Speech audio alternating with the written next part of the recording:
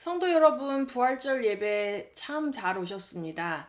우리가 예수님 믿는 데 있어서 예수님이 우리 죄를 대속하시려고 지신 십자가의 희생이 아주 중요합니다. 하지만 예수님이 부활하지 않으셨다면 십자가에서 죽으신 것이 우리 성도들에게는 허무하고 의미 없는 일이 되었을 것입니다. 십자가에서 하나님 자신이신 예수님이 죽으신 것도 정말 파워풀한 그런 진리이지만 부활은 모든 믿는 자들의 힘이고 우리 하나님의 승리입니다. 오늘 드리는 예배에서는 그냥 부활주일이니까 한 번 정도 생각해보고 넘어가는 예수님의 부활이 아니라 우리의 인생을 송두리째 바꿔놓는 부활을 경험하시기를 주님의 이름으로 축복합니다.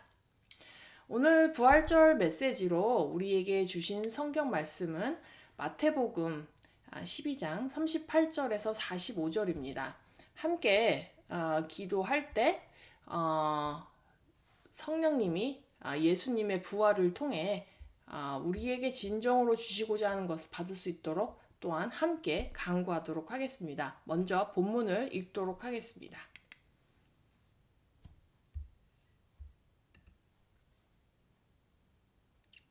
마태복음 12장 38절에서 45절입니다. 38절입니다. 그때 서기관과 바리새인 중 몇 사람이 말하되 선생님이여 우리에게 표적 보여주시기를 원하나이다. 예수께서 대답하여 이르시되 악하고 음란한 세대가 표적을 구하나 선지자 요나의 표적밖에는 보일 표적이 없느니라. 요나가 밤낮 사흘 동안 큰 물고기 뱃속에 있었던 것과 같이 인자도 밤낮 사흘 동안 땅 속에 있으리라. 심판 때에 니느웨 사람들이 일어나 이 세대 사람을 정죄하리니 이는 그들이 요나의 전도를 듣고 회개하였음 이거니와 요나보다 더 큰 이가 여기 있으며 심판 때에 남방 여왕이 일어나 이 세대 사람을 정죄하리니 이는 그가 솔로몬의 지혜로운 말을 들으려고 땅끝에서 왔음 이거니와 솔로몬보다 더 큰 이가 여기 있느니라. 더러운 귀신이 사람에게서 나갔을 때 물 없는 곳으로 다니며 쉬기를 구하되 쉴 곳을 얻지 못하고 이에 이르되 내가 나온 내 집으로 돌아가리라 하고 와 보니 그 집이 비고 청소되고 술이 되었거늘 이에 가서 저보다 더 악한 귀신 일곱을 데리고 들어가서 거하니 그 사람의 나중 형편이 전보다 더욱 심하게 되느니라. 이 악한 세대가 또한 이렇게 되리라. 아멘. 우리 함께 성령님께 정말 오늘의 말씀을 깨닫게 달라고 간구하겠습니다. 하나님 아버지, 우리에게 이 부활의 복음을 들려주시니 감사합니다. 무엇보다도 예수 그리스도께서 직접적으로 이 부활과 이 구원에 대해서 어떻게 말씀하시는지 그 말씀을 듣게 하시는 그 영광을 인하여 감사합니다. 아버지, 우리가 이 말씀에 반응하게 하여 주시고 성령님, 우리 안에서 이 말씀을 듣고 이 말씀에 순종할 수 있는 그런 믿음 허락하여 주시옵소서. 예수 그리스도 이름으로 기도했습니다. 아멘.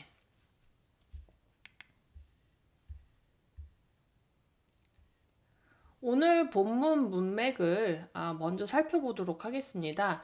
오늘 본문 바로 전에 예수님이 귀신 들린 사람을 고쳐주시고 바리새인들이 예수님이 귀신의 왕 바알세부를 힘입어 이런 기적을 베풀었다고 하며 예수님을 향한 불신앙을 보였습니다. 그리고 바로 뒤에 오늘 본문에서 서기관과 바리새인들이 예수님께 표적 보여주시기를 요청합니다. 그래 앞뒤 문맥으로 미루어 보아 서기관과 바리새인들이 예수님께 표적을 요구한 것은 더 믿음을 크게 가지고 싶어서가 아니라 예수님을 시험해서 공경에 빠뜨리려는 의도인 것을 쉽게 알 수 있습니다. 신앙생활 좀 하신 분들은 오늘 본문을 누구나 한 번쯤은 읽어보시거나 아니면 익숙하게 알고 계시는 그런 내용일 것이라고 생각합니다. 그러나 오늘 본문 한번 자세하게 살펴보면 서기관과 바리새인들의 질문에 대해서 예수님의 대답이 다소 엉뚱하게 느껴질 수 있습니다. 도대체 예수님이 진짜 말씀하시고자 하신 내용이 무엇이었을까요? 오늘 본문의 내용은 네 부분으로 나누어집니다. 첫 번째로 서기관과 바리새인들이 예수님께 요구한 것은 예수님이 이스라엘을 구원할 메시아로서의 사인, 그러니까 증거였습니다. 본문 바로 전에 귀신 들린 사람을 고쳐주신 것이 귀신의 왕 바알세불의 힘으로 한 것이 아니라면 당신이 어떻게 메시아인지 증명해내라고 하는 그런 요구였던 것이죠. 구약 성경을 보면 모세나 기드온이 하나님께 증거를 보여달라고 했을 때 하나님은 그들의 요구를 거절하지 않으시고 표적을 보여주셨습니다. 오히려 친절하게 그들의 요구를 들어주시고 그들의 믿음을 강하게 해주셔서 그들이 사역을 할 수 있게끔 하여 주셨습니다. 그러나 본문에서는 표적을 보여달라는 요구를 이런지하에 거절을 하시며 도리어 악하고 음란한 세대라고 예수님께서 꾸짖으셨습니다. 서기관과 바리새인들이 예수님께 메시아로서 증명해내라고 한 내용은 예수님이 메시아로서 정말 이루셔야 하는 내용과 정반대의 것이었습니다. 그들의 마음에 메시아라면 증명해내야 하는 자격 요건은 로마의 식민지로부터 이스라엘 백성을 정치적으로, 군사적으로, 경제적으로 독립시켜줄 카리스마 있는 리더십이었습니다. 정치적, 군사적, 경제적 능력을 증명해달라는 서기관과 바리새인들의 요구에 예수님은 선지자 요나의 표적을 제시하셨습니다. 선지자 요나는 니느웨로 가서 복음을 선포하라고 하는 하나님의 명령에 불순종해서 다른 방향으로 향하는 배를 타고 갔다가 바다에서 풍랑을 맞아서 큰 고래에게 삼키우고 고래의 배에서 3일 밤낮으로 지내다가 고래가 요나를 다시 니느웨로 토해내서 다시 살아나게 된 그런 이야기입니다. 요나의 밤낮 사흘 동안 물고기 뱃속에 있었던 것은 그리스도의 죽음을 의미하고 3일 후에 물고기 배에서 나온 것은 예수 그리스도의 부활을 의미하는 선지서입니다. 그러니까 정치적, 군사적, 경제적인 힘을 증명해달라고 하는 서기관들과 바리새인들의 요구에 예수님은 십자가의 죽음과 부활의 표적 외에는 주지 않으셨던 것이죠. 신앙생활을 좀 하신 분들은 누구나 예수님께서 서기관과 바리새인들이 바라던 메시아가 아니었다, 그런 타입이 아니었다는 사실 정도는 알고 계실 겁니다. 우리 신앙생활에서도 우리가 교회 다니면서 바라는 점들이 다들 있죠.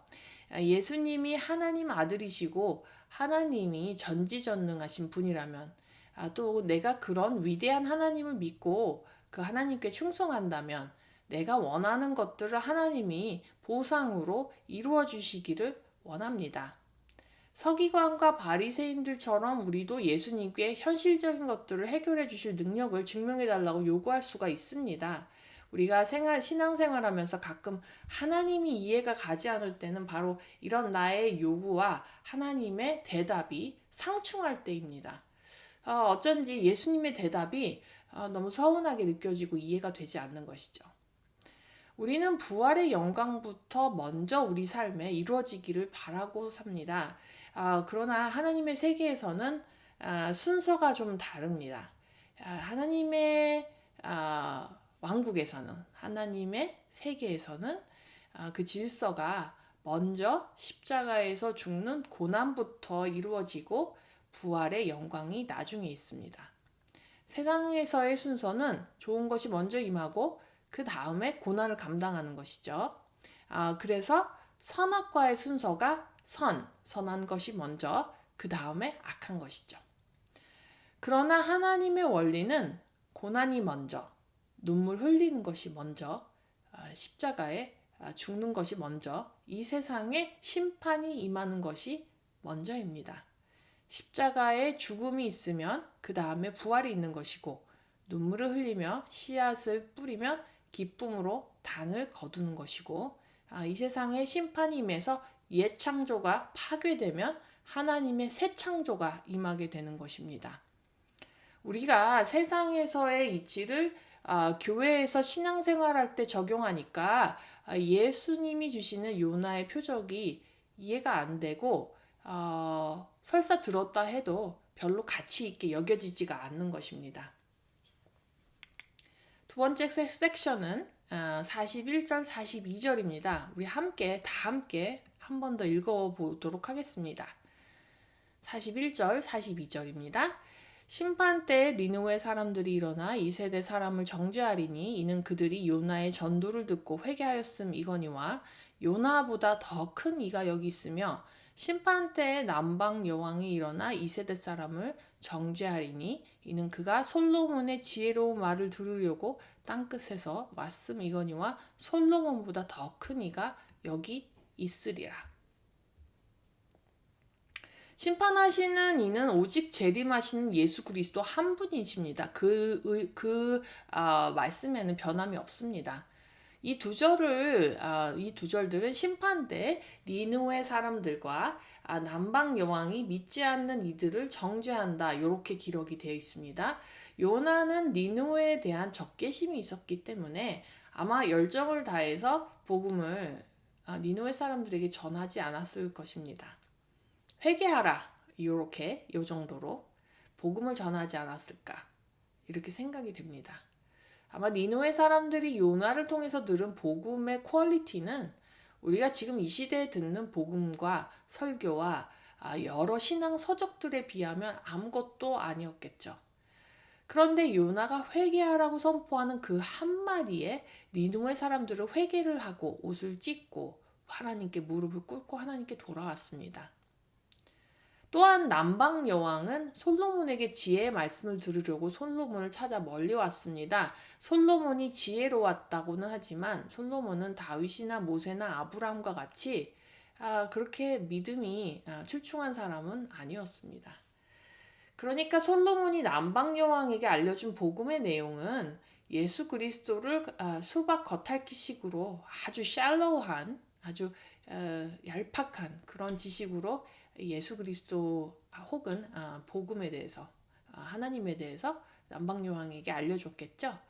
그런데도 남방 여왕은 그 얕은 복음의 내용으로도 믿음을 얻고 하나님이 누구이신지 알았습니다. 니느웨 사람들이나 남방 여왕은 서기관이나 바리새인들처럼 하나님의 아들이 직접 기적을 베푸시는 것을 보고 귀신 들린 자를 치료하시는 것을 목격을 하지 못했습니다. 예수님의 말씀을 직접 듣지 못한 사람들입니다. 그러나 그들은 회개하고 하나님께 돌아왔습니다. 우리도 마찬가지입니다, 여러분. 지금 우리가 사는 세상은 목사님들의 설교가 넘쳐나고 성경 공부 자료가 넘쳐나고 서적이 넘쳐나는 복음의 풍년의 시대입니다. 그러나 우리가 니느웨 사람들과 남방 여인의 믿음보다도 못하다면 예수님이 재림하셔서 심판하실 때 이들이 우리를 정죄하겠죠. 안타깝게도 교회를 다니시지만 말씀에 별로 관심이 없으실 때가 많습니다. 요나보다 솔로몬보다 더 크고 놀라우신 예수 그리스도의 말씀에 우리가 귀 기울이지 않습니다.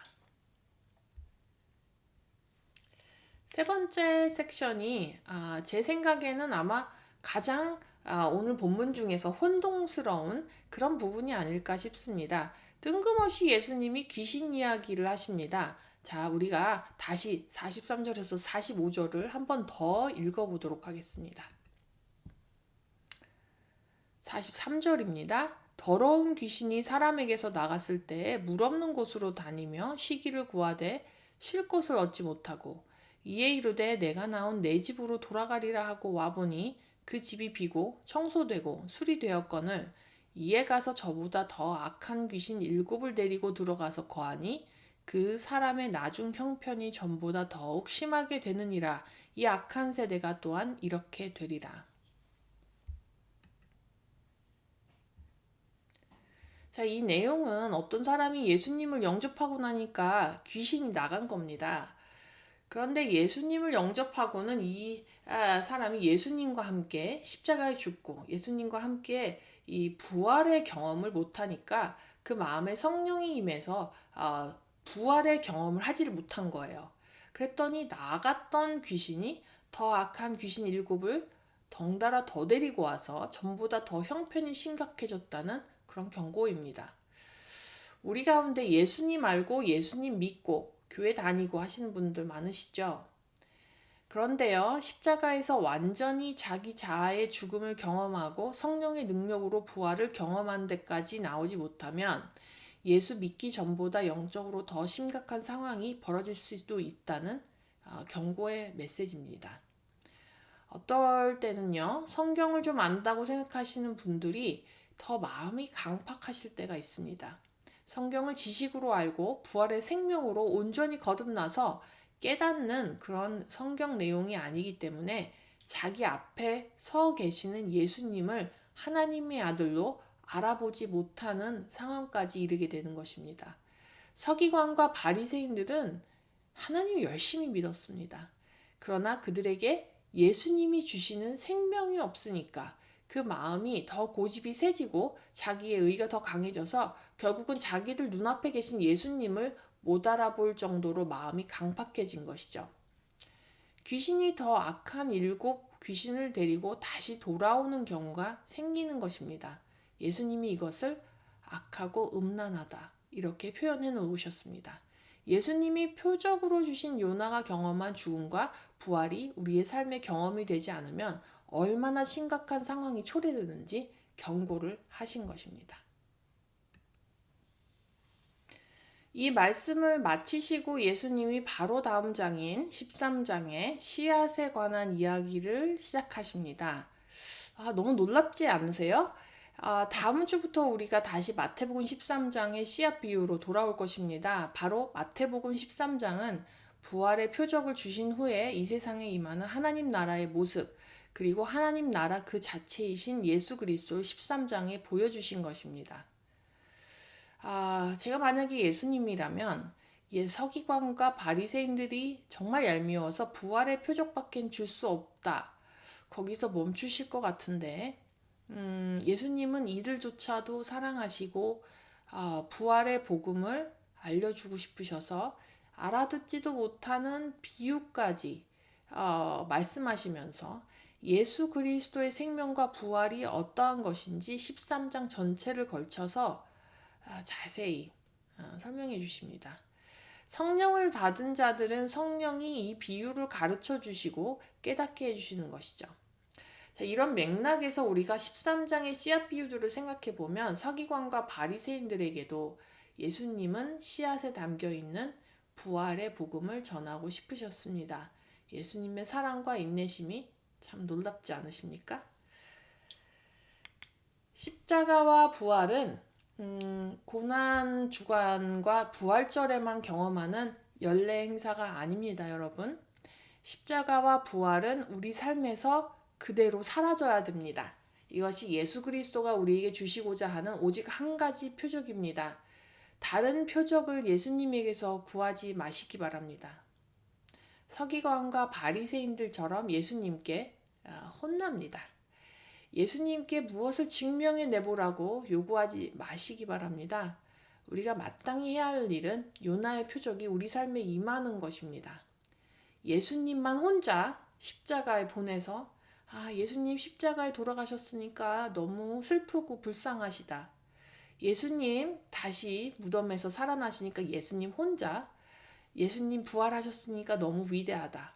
이런 식으로 예수님 혼자 십자가에 돌아가시고 예수님 혼자 부활하게 놔두면 안 됩니다. 우리도 마땅히 예수님과 함께 그 십자가에까지 가서 거기서 우리의 자아와 우리 자신을 예수님과 함께 십자가에서 죽고, 또한 우리가 예수님의 죽음을 경험했으면 예수님과 함께 그 생명의 부활로 살아나야 합니다. 그것이 예수님이 오늘 우리에게 주시는 요나의 표적입니다. 자, 말씀 마무리하고요. 함께 기도하실 때 주님, 나는 예수님과 오늘도 함께 죽으러 갑니다. 예수님의 부활이 생명이 나에게 임하기를 원합니다. 간구하시겠습니다. 하나님 아버지, 오늘도 우리는 죽습니다. 오늘도 우리의 옛 자아와 우리의 옛 성품과 우리의 옛사람은 십자가에서 한 번 더 죽습니다. 아버지 하나님, 우리의 죽음을 선포하오니 우리 정말 삶에서 주님의 부활의 생명이 어떻게 열매를 맺는지 경험하게 하여 주시고 우리 성도들 한 사람 한 사람 부활의 생명으로 아버지 새 생명을 얻고 아버지 정말 부활의 능력으로 능히 이 세상을 승리하며 살아가는 우리 성도들 되게 하여 주시옵소서. 예수 그리스도의 이름으로 기도했습니다. 아멘.